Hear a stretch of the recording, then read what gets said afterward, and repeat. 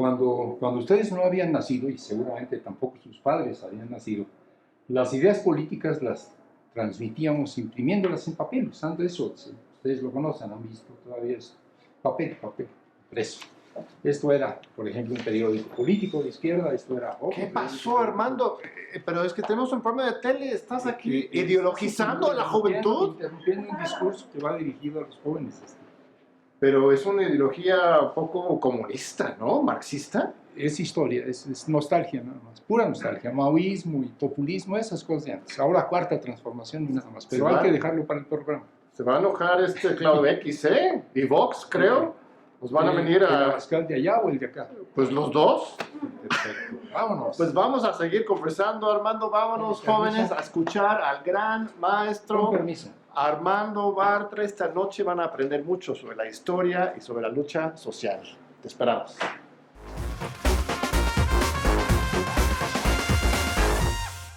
Soy Armando Bartra, por una parte un académico, pero por otra parte también soy un acompañante de la lucha social. Para los campesinos, la tierra es el lugar en el que habitan, pero la tierra es también el medio de vida. La tierra, por lo tanto, es un objetivo fundamental. Ambicionaría tener las ventajas de vivir en la ciudad, pero al mismo tiempo las virtudes, los afectos de vivir en el campo.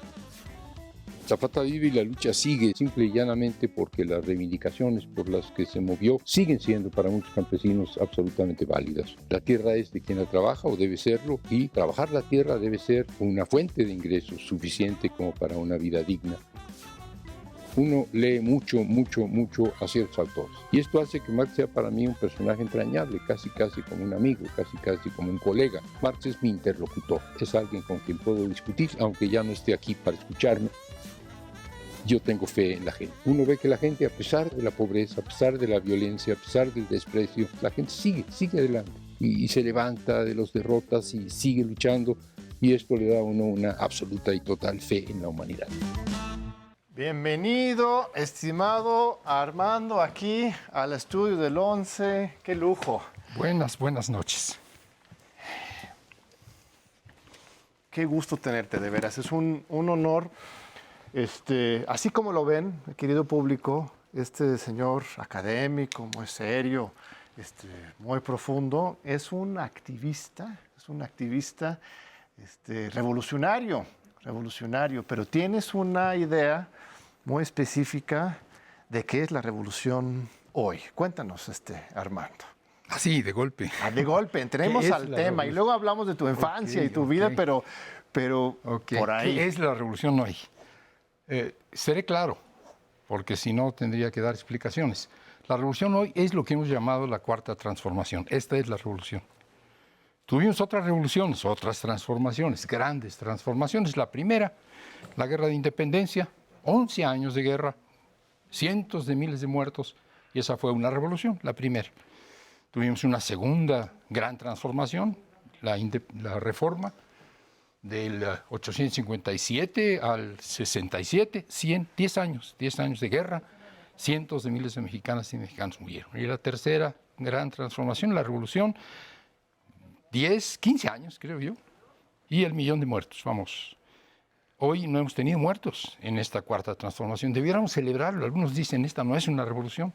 Estoy respondiendo a tu pregunta. Esta es una revolución con escaso derramamiento de sangre, una revolución que no ha tenido el costo social que han tenido otras revoluciones, y sin embargo tenemos que hacerla una revolución, porque si no vamos a confirmar la hipótesis de algunos de que la historia únicamente se hace mediante la violencia y que toda revolución tiene forzosamente un elevado costo de sangre. No, esta revolución es pacífica, la llamamos la cuarta transformación, y estamos apenas sentando las bases. ¿Y cuál es el elemento más revolucionario de esta cuarta transformación? Sí, yo creo que el elemento más revolucionario es precisamente este. Es decir, que se ha construido a lo largo de un lapso bastante prolongado. También la cuarta transformación tiene una historia larga.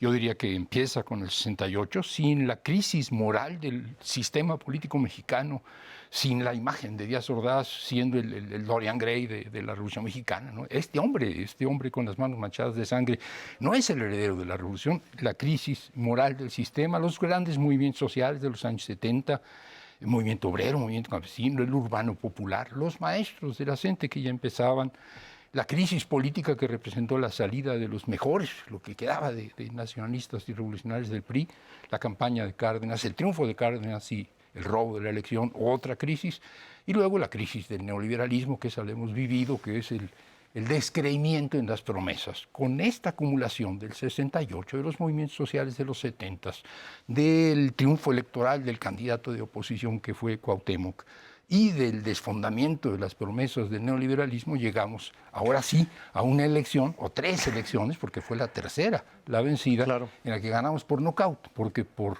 puntos no se ganan las elecciones en este país cuando, y hay que decirlo, los jueces están vendidos. Y todavía lo están. Tú mismo también tienes una larga historia. Pasando de la historia nacional a tu propia historia, cuéntame un poco de dónde vienes. Tú naciste en una ciudad revolucionaria, Barcelona, España, si me atrevo a decirlo. Sí. Por ahí hay unas fotos que de hecho, sí, quizás ¿sabes van a qué? exhibir. Vamos directo. Hay una foto ahí de tú y donde con se tu ve papá. A ver.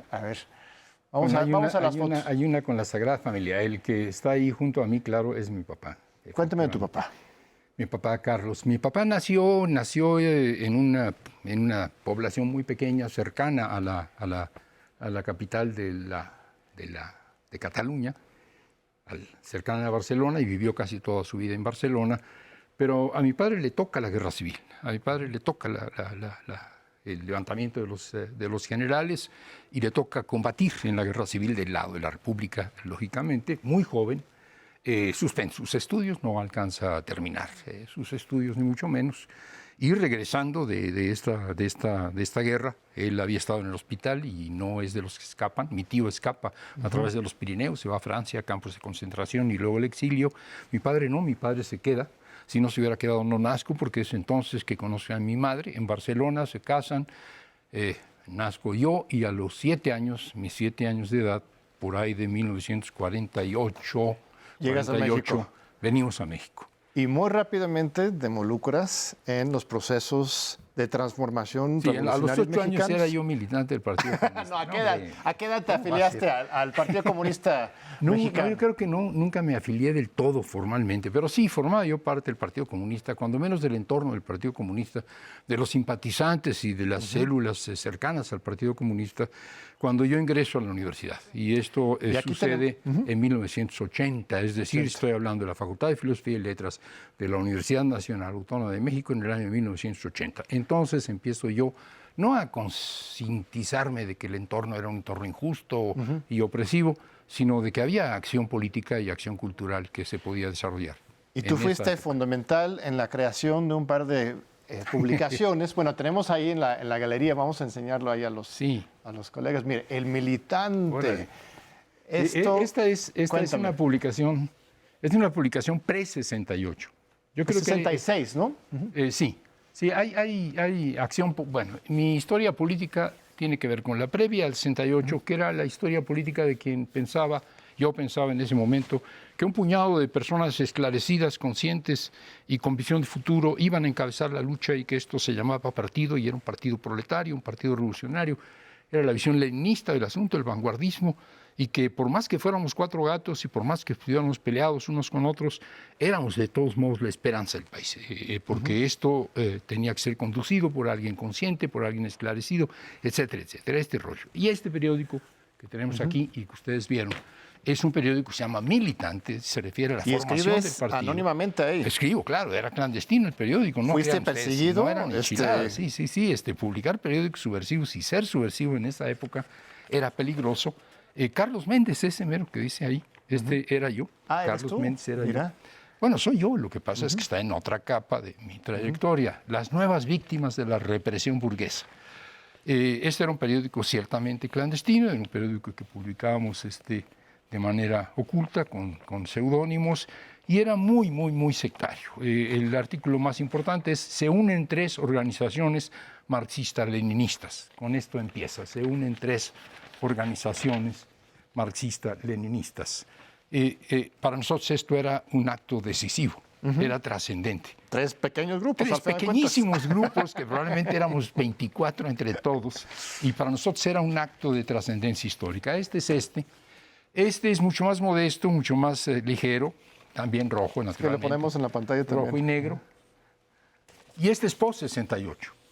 Y la característica de este es que es un periódico que da cuenta de los movimientos sociales. No da cuenta de cómo las sectas políticas de izquierda se unen o se dividen, sino que da cuenta de los movimientos sociales. Da cuenta de la represión, violencia en Guerrero, por ejemplo, Culiacán contra la represión, pero la huelga contra el pulpo camionero, los panaderos, la movilización en Puebla. Es decir, es la causa del pueblo. Para quienes tengan información política sobre esto, en 1968, en mayo de 68 en Francia, un filósofo de gran importancia y muy viejo ya para entonces, un hombre muy mayor, Jean-Paul Sartre, además escritor, novelista, publicó un periódico que se llama La Causa del Pueblo y distribuía él personalmente en las calles el Y estuvo periódico La inspirado Causa del por Pueblo. esa experiencia. Esta experiencia de un filósofo, un académico, un hombre reconocido de letras, que sale a la calle a repartir un periodiquito entre los jóvenes estudiantes, nos parecía ejemplar. Y nosotros, que no éramos Jean-Paul Sartre, ni éramos esclarecidos, ni éramos académicos en ese momento, sacamos este periódico que se llamaba La Causa del Pueblo y lo distribuíamos en los movimientos sociales. Tenemos aquí un video de una intervención tuya en el Zócalo, ya saltando de regreso a la actualidad. Si quieres, pasamos rápidamente arenga de Armando Bartra. Sí, pasamos de esto que era la época de los Así es, movimientos a sociales otra etapa. a una etapa en la que uno empezaba a pensar que no todo era movimientos sociales y que también la acción político-electoral Vamos a podía ser escuchar transformadora. y seguimos. Sí. Compañeros, esta no es una asamblea más del movimiento, esta es la primera verdadera asamblea de un movimiento nacional. Aquí no estamos nada más los chilangos, que también estamos aquí. Aquí está el país entero y que se oiga bien, este es un movimiento nacional. Compañeras, compañeros, ha llegado la hora de reconstruir a México. México necesita un cambio, sí, un cambio verdadero, una mudanza profunda que nos saque del marasmo, que nos saque de la decadencia. Pero esta transformación de fondo, no la van a resolver, no la van a encauzar solo los grandes hombres, solo los políticos visionarios, sino que tiene que hacerlo el México de a pie, los mexicanos y las mexicanas comunes, como los que están aquí hoy en este Zócalo. Nosotros y nosotras que hemos construido este país con nuestro trabajo, pero también con nuestra lucha por las libertades, pero también con nuestra verticalidad frente a la ignominia y, por qué no decirlo, con nuestra alegría y con nuestra capacidad de reírnos en la cara de los políticos corruptos, una carcajada en la jeta de los políticos corruptos que nos enseñó Carlos Monsiváis, a quien aquí recordamos.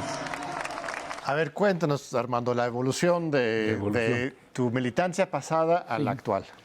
Yo creo que es la evolución del pensamiento de que la revolución es un asunto de pensadores esclarecidos y de dirigentes eficaces, una idea que en el caso del marxismo viene del leninismo y en el caso de las revoluciones, pues la primera o la segunda, porque la primera revolución del siglo XX fue la Revolución Mexicana, la segunda gran revolución del siglo XX dirigida por un partido minoritario que era el Partido de los Bolcheviques.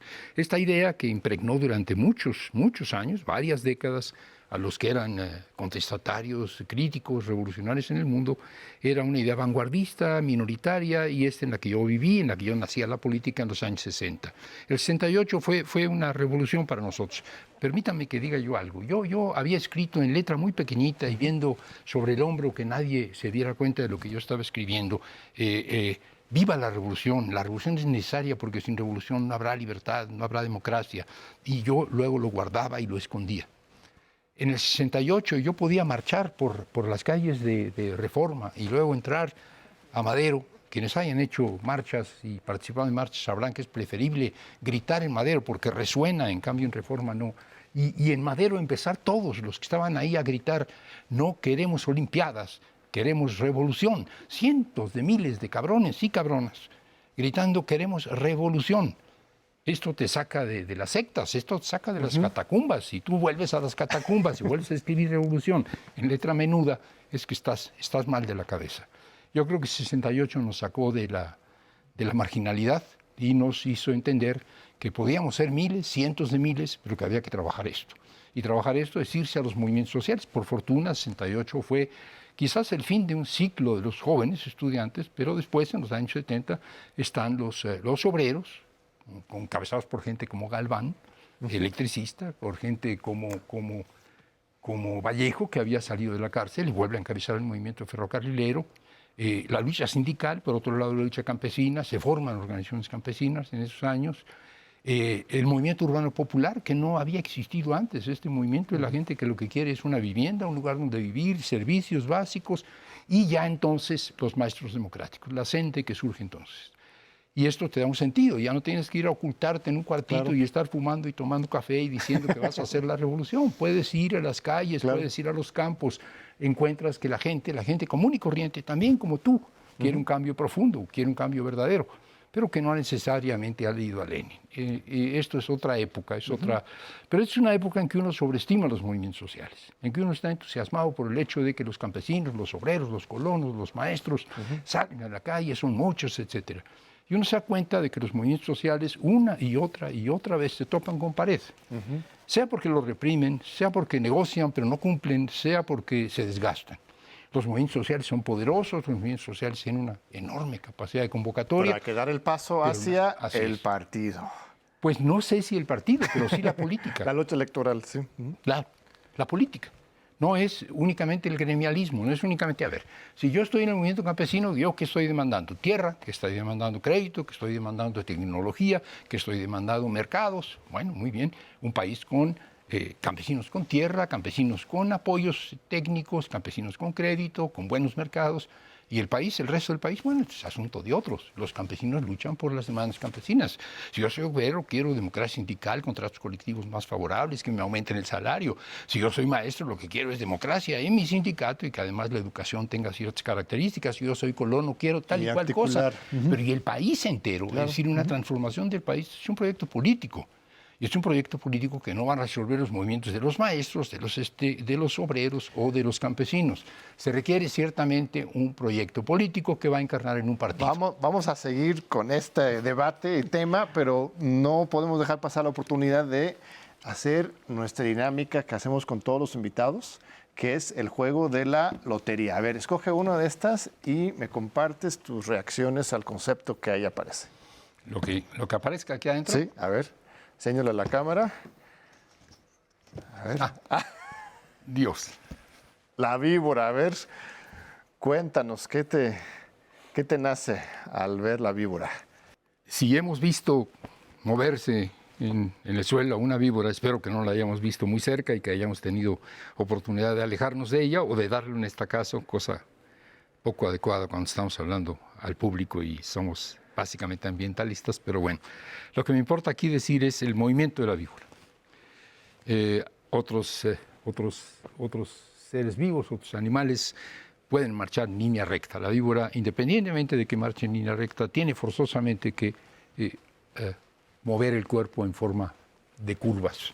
Y estas curvas que describen el recorrido de la serpiente me parecen ilustrativas de algo. Me parecen ilustrativas de algo que todos debiéramos saber si no nos hubiera convencido Descartes y Euclides de lo contrario. Y es que la curva es la línea natural, que los caminos rectos, las calles rectas, las formas rectas, las conductas rectas son muy dudosas, que las cosas siempre son sinuosas, que uno no enamora a alguien, hombre o mujer, cantándoselas directamente y a las primeras de cambio, que hay que darle vueltas al asunto, que uno no hace una gran transformación así nada más porque se me ocurre y mañana va a empezar.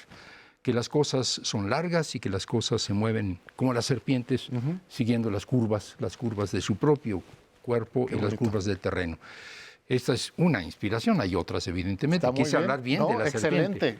Quise hablar bien de ella, no mal. Magnífica respuesta, inspirada. Estamos a favor de la serpiente siempre y cuando no nos pique o no nos muerda. Sí, claro, no nos muerde. Aquí tienes también una lectura, estimado Armando, que nos va a compartir de un libro reciente, que es fantástico, que se llama Marxismo Mundano.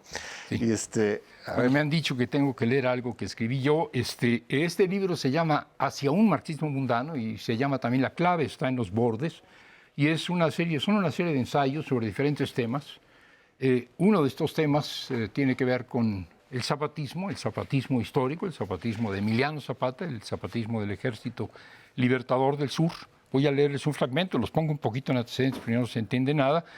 Zapata está en 1915, 1914, está dirigiéndose a jóvenes, muy jóvenes, topógrafos, agrónomos, que han ido a Morelos a ayudarle a los campesinos a entregar las tierras ordenadamente, a hacer planos, a hacer los planos. Y Zapata les está explicando cómo quiere que sean estos planos.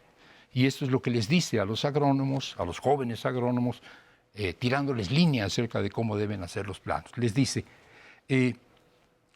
los ingenieros son muy afectos a sus líneas rectas, es decir, a los representantes del pensamiento occidental y cartesiano, que eran los ingenieros.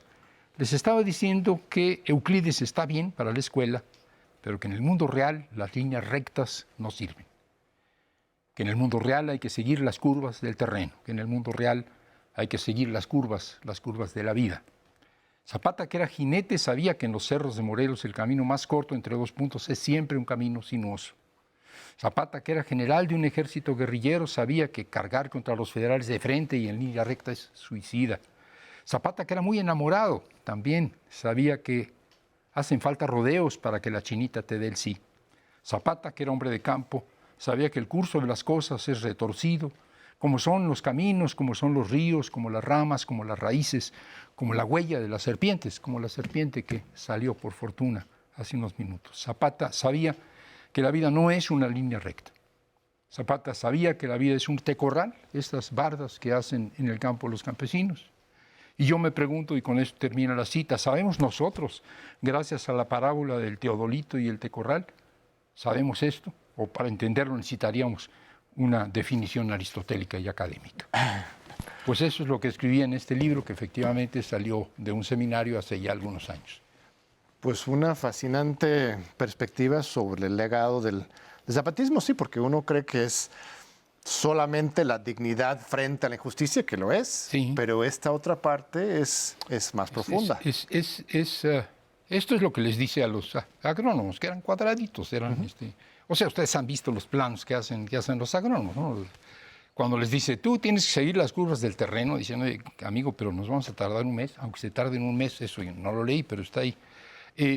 Pero lo que yo creo que es más profundo que esto es entender que Zapata, y lo que hizo Zapata, o sea, la trayectoria del Ejército Libertador del Sur y del zapatismo de Morelos, de la época de la Primera Revolución, es una acción, es un acto de decisión política que implica acomodarse a las circunstancias, que implica moverse en función de la correlación de fuerzas, que implica cambiar de táctica y a veces corregir la estrategia, cambiar de aliados.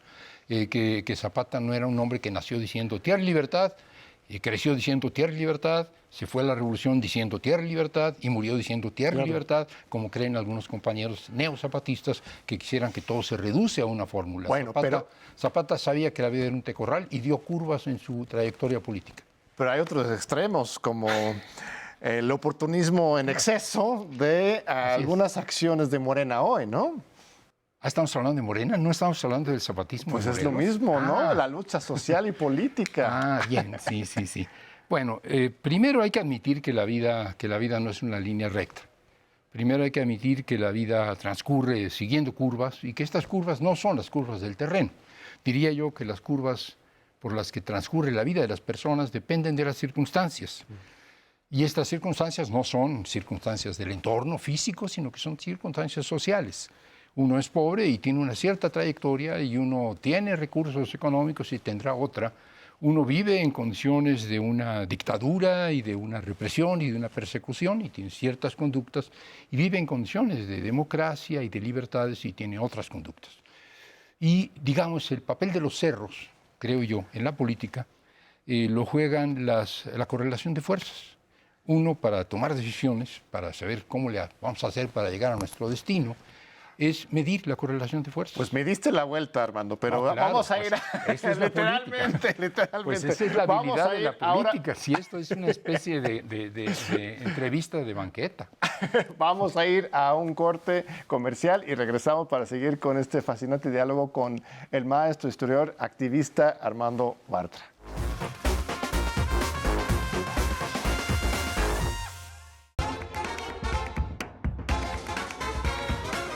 Aquí seguimos con Armando Bartra. Bienvenido aquí a la sala. Hemos cambiado de lugar nada más, pero no de conversación. No de Seguimos. conversación, vamos a seguir ahorita, pero primero vamos a una nota informativa y regresamos ahora mismo con el maestro Armando Bartra.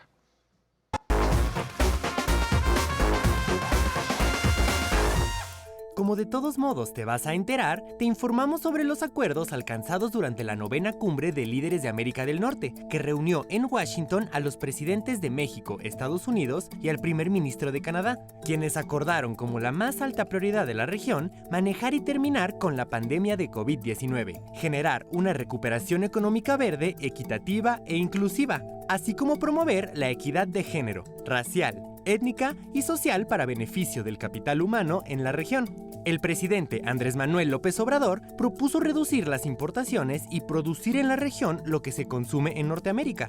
Hizo un llamado a no rechazar a los migrantes y generar empleos que promuevan una migración ordenada. Durante la reunión bilateral con su par estadounidense Joe Biden, López Obrador abogó por la regularización de 11 millones de indocumentados. Se informó que Estados Unidos financiará un plan para el sur de México y los países de Centroamérica que podría llevar el nombre de Sembrando Oportunidades.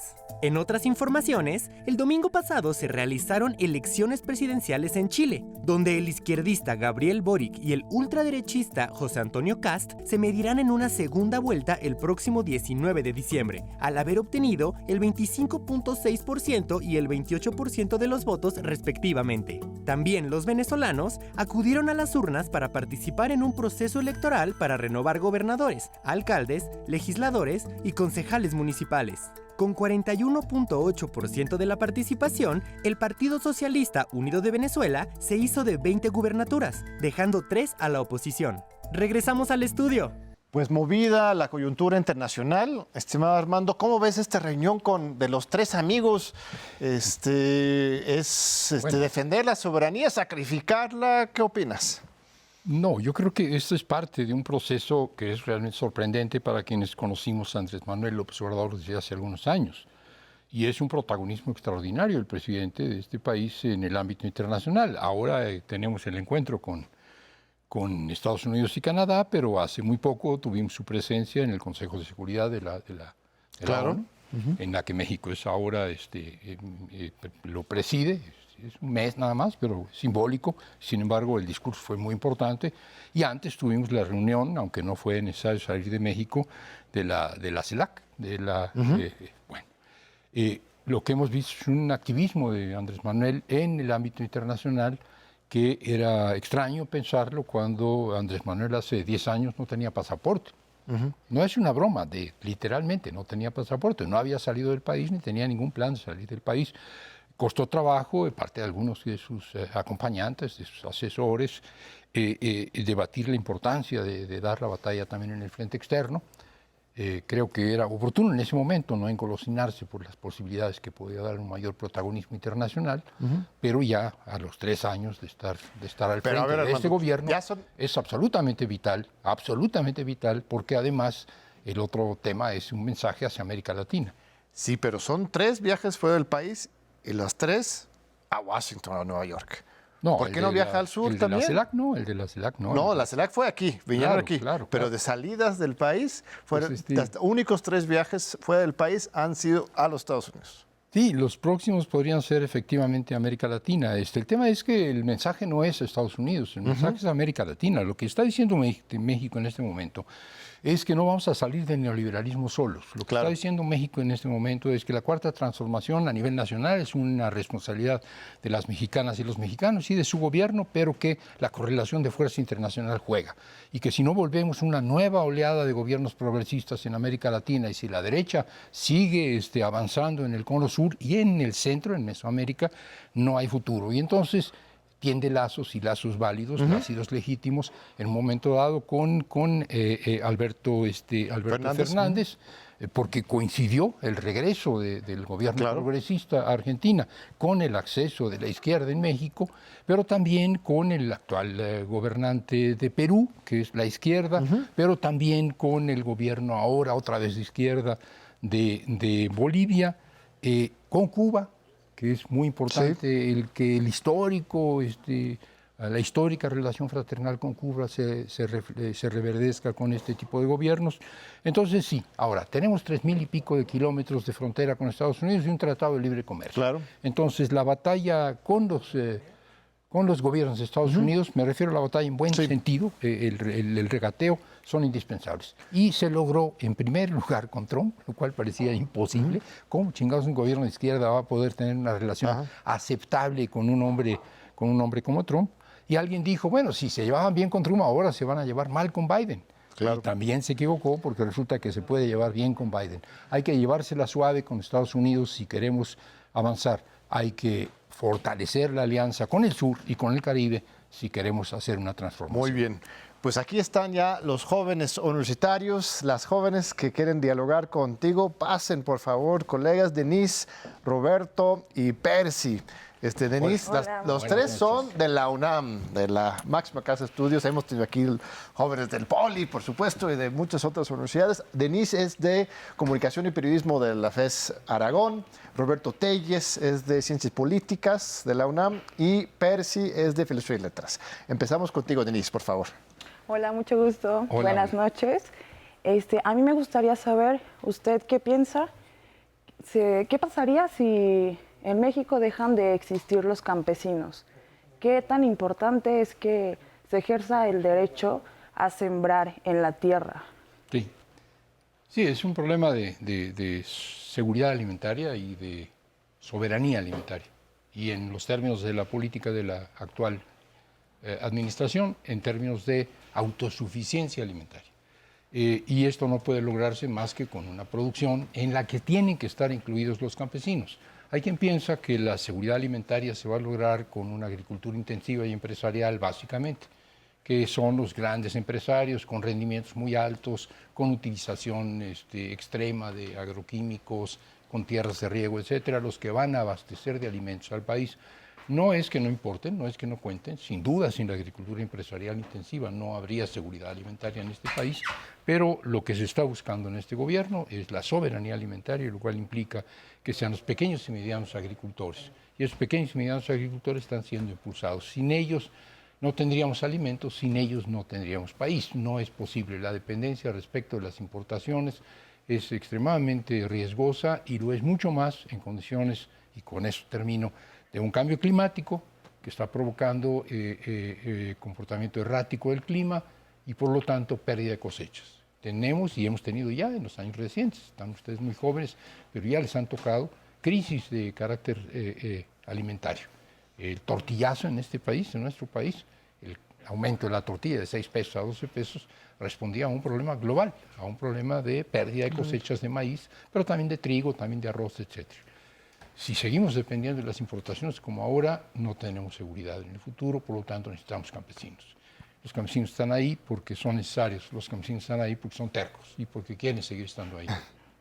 De acuerdo. Muy bien, seguimos con Roberto Telles, por favor. ¿Qué tal, maestro Bartra, maestro Ackerman? Es un placer estar aquí. Mi pregunta gira en torno a un tema más que trascendental, y es la siguiente, de que si Morena no logra, junto a los demás grupos parlamentarios en el Congreso Federal, que la iniciativa de reforma en materia de energía eléctrica que envió el presidente López Obrador, si no logra aprobarla, ¿cuál es la alternativa a esto? Sí. El presidente de la República ya dijo que si no se logra la reforma constitucional, porque se requiere una mayoría calificada, de todos modos se va a seguir dando la batalla por la rectoría del Estado en el ámbito de la producción y distribución de energía eléctrica, y esto se extiende a la soberanía en el ámbito de los energéticos y se extiende más allá, la soberanía nacional. Estamos peleando la soberanía nacional, ahora es la ley que tiene que ver con el aspecto eléctrico de la soberanía, pero es toda la que está en juego. Y puede perderse, y ya dijo el presidente, bueno, hay formas de seguir dando la batalla. Pero esto de que de todos modos vamos a seguir dando la batalla, aunque no se logre la reforma constitucional, no debiera tranquilizarnos. Si esta reforma constitucional no pasa, si no se logra la mayoría calificada, y Morena y sus aliados no tienen en las cámaras la mayoría calificada, tienen la mayoría nada más, lo que se llama a veces mayoría simple, la mayoría, pero no la calificada, no los 2 tercios. Si no consigue los 2/3 y por lo tanto no logra pasar la reforma constitucional, esto es una derrota específica en lo que tiene que ver con Comisión Federal de Electricidad. Pero es una derrota en lo que tiene que ver con soberanía energética. Pero es una derrota como la primera gran batalla por la soberanía nacional. No podemos, como país, como ciudadanos, darnos el lujo de perder esta batalla. La administración pública podría manejar el problema. Lo ha manejado, de todos modos. Ahí están las transnacionales agandallando, ahí están siendo subsidiadas y se puede manejar. Pero lo que aquí está en juego es simbólicamente y políticamente algo mucho más. La rectoría del Estado en cuestiones absolutamente decisivas, la energía lo es, pero también lo es la salud, pero también lo es la alimentación.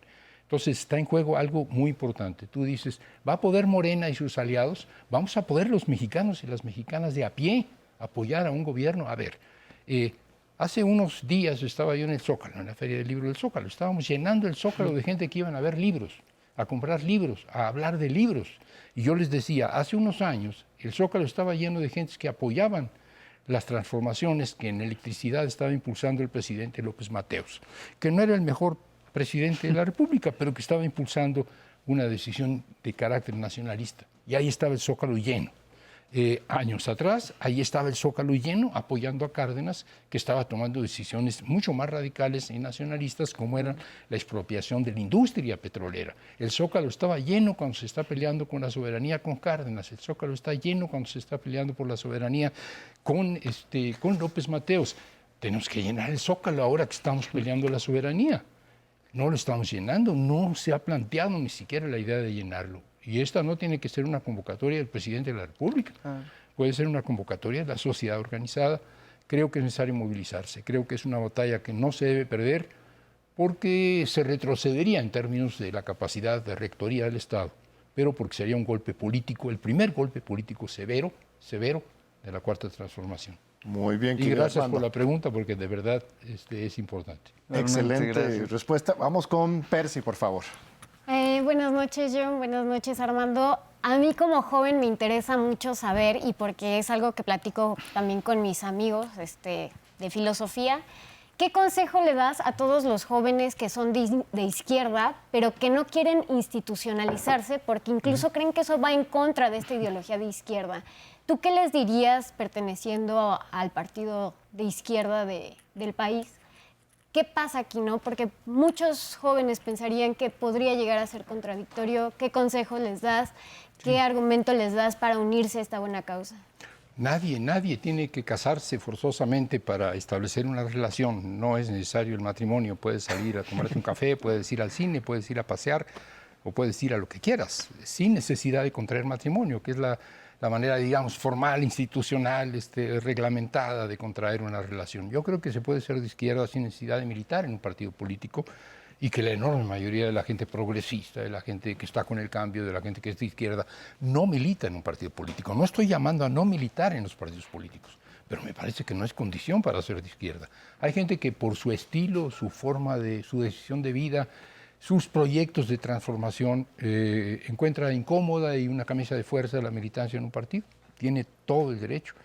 Yo he militado, si es que se puede llamar militado, cerca de las organizaciones sociales durante toda mi vida, diría yo, durante toda mi vida política, con sindicatos en el movimiento obrero, después algo en el movimiento estudiantil, mucho con los movimientos campesinos, sin necesidad de estar en un partido político. Hoy estoy cerca de Morena, no soy miembro de Morena, yo no soy militante de Morena. Y no necesito ser militante de Morena para opinar lo que pasa en ese partido, lo que pasa en ese país y para ser un activista. Yo les recomiendo esto, sí, de verdad, sean de izquierda, no por ponerse la etiqueta, sino simplemente por pensar críticamente, por pensar que las cosas pueden cambiar y que uno tiene algo que hacer en ese cambio. Y entonces se encuentra en el espacio, puede ser la cultura, puede ser la ciencia social, puede ser el activismo en la colonia o en el barrio o en el ejido o en la comunidad, en donde encuentren el espacio adecuado. Y no se casen si no se quieren casar. Se puede perfectamente tener relaciones muy afectuosas y muy intensas con tu pareja sin necesidad del matrimonio. Pues una excelente recomendación de parte del maestro. No estoy refiriendo, no estoy sugiriendo absolutamente nada en términos personales que me van a acusar de perversión de menores. No, es buena metáfora. Denise, Roberto, Percy, muchísimas gracias por estar con nosotros. Aquí vamos a seguir conversando un poco con Armando. Mire, tú tienes otra faceta que es el de artista, ilustrador, experto en novelas gráficas, caricaturas. Platícame de estos dos documentos que nos trajiste. Uno es la primera novela de Paco Taibo, ¿verdad? Sí. Y tú ilustras la portada. A ver, enséñalo a la cámara. Sí, rápidamente. Sí. No soy artista ni soy ilustrador. Soy una persona bastante ecléctica en cuanto a sus gustos e intereses. Creo que lo que coincide es que me interesan las cosas plebeyas, me interesan las cosas de los ciudadanos de a pie y la cultura popular real, los cómics, las historietas en México, o el cine, por ejemplo, los carteles de cine, o la música popular, me parece que son dignos de ser atendidos con la misma importancia que la música o la pintura o el arte culto. Y en el caso del cómic, de la historieta, sí he tenido una trayectoria bastante prolongada de estudioso de la historieta y de lector de historieta, sobre todo de historieta mexicana, no tanto de autor de historieta. Lo único que hice fue el guión de una historieta histórica, que me da mucho orgullo haber escrito el guión de una historieta, porque he hablado de las historietas que hacen los demás y tratar de hacer una, se da uno cuenta de las dificultades. Y en el caso de lo que tú estás mostrando, que es esa portada, que por cierto tiene un diseño de historieta, es una pequeña historia, es la portada de la primera edición de la primera novela policíaca de Blascarán Chain, es decir, la primera novela policíaca de Paco Ignacio Taibo con este protagonista. Paco no era el famoso Paco Ignacio Taibo que hoy es, yo tampoco era Armando Bartra en ese momento, éramos simplemente dos amigos. Y él, con Grijalvo, que es el que edita esto, dice, pues vamos a pedirle a Armando que nos haga una portada. No es un profesional, no va a cobrar por hacerla. Y le hice la portada y apareció. Ya después, en ediciones ulteriores de la misma novela, ya no se ha utilizado esa portada. Me da gusto que Paco haya escrito esa novela, porque yo la leí antes de que la publicara. Yo conocía los trabajos de Paco haciendo literatura, tratando de hacer una novela sobre el 68, antes de esta. Leí esta novela y opiné acerca de ella, y luego me pidió que hiciera la portada. Me da mucho gusto que la hayan utilizado, y en efecto es algo que está bien que hoy a estas alturas. Y esto es una exhibición que diseñaste para en Japón. En efecto, uno anda haciendo promoción de cosas que valen la pena. No todo es la cuarta transformación de la vida. Y una de las cosas importantes es la trayectoria de la historieta mexicana. La historieta mexicana es culturalmente muy importante. Somos, o más bien fuimos, un país lector de historietas. Leímos historietas como ninguna otra cosa. No se leían libros, no se leían revistas, pero se leían historietas, cuando menos desde los años 30. Y si hay otro país gran lector de historietas y gran productor de historietas que sigue muy vigente, México está replegado en esto, es Japón. Y entonces los japoneses se interesaron por la historieta mexicana.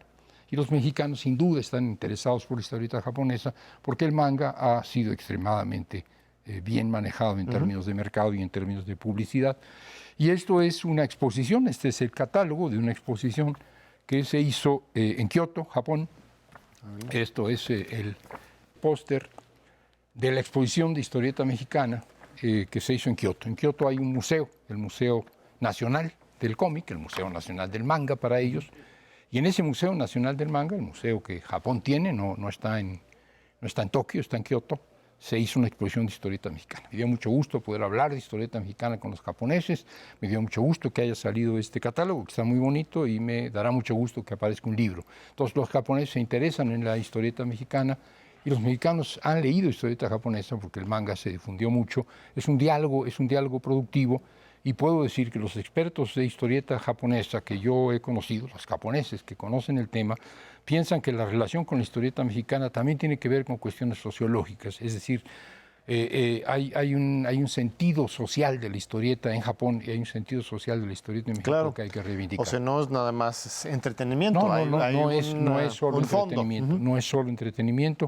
Y bueno, es un diálogo, uno entre otros posibles, y creo que la cultura popular es algo que vale la pena reivindicar. Sobre todo en tiempos de cuarta transformación, en donde debiera haber una cuarta transformación en el ámbito de la cultura y no pleito con los artistas. Así es. Pues qué gusto conversar contigo, hombre sabio, luchador social.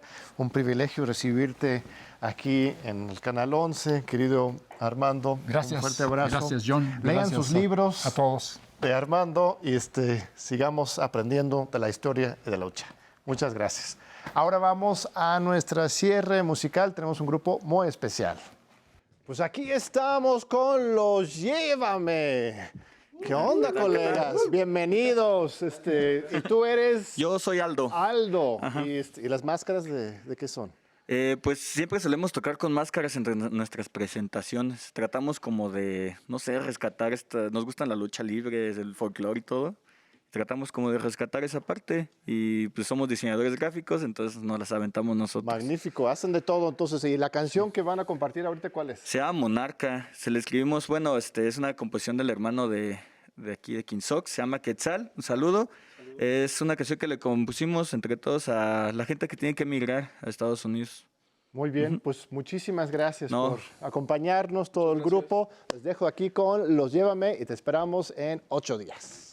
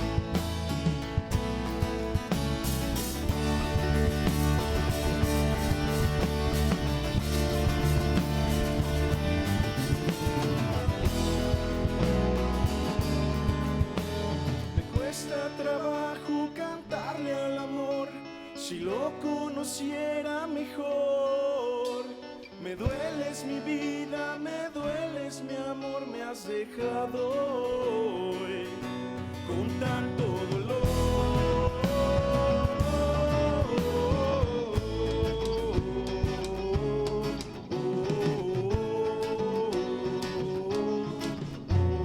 Monarca se va y no lo dice, decirlo significa irse.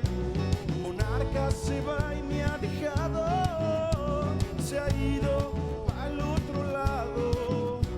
Monarca, no seas olvidado, en tu exilio de estado. La suerte quedó en un volante.